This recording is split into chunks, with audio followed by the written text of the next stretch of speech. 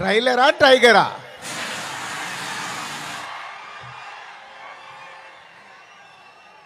Trailer నా ఫోన్లో ఉంది.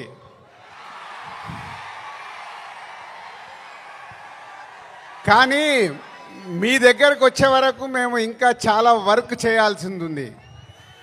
ఎందుకంటే ఈరోజు ట్రైలరే సినిమా రేంజ్ని డిసైడ్ చేస్తుంది, అవునా కాదా? సో ఆ రేంజ్లో మీకు ట్రైలర్ ఇవ్వడానికి రెడీ అయ్యాం. కొత్త సంవత్సరం జనవరి 1 రోజు మీరు ట్రైలర్ చూస్తారు.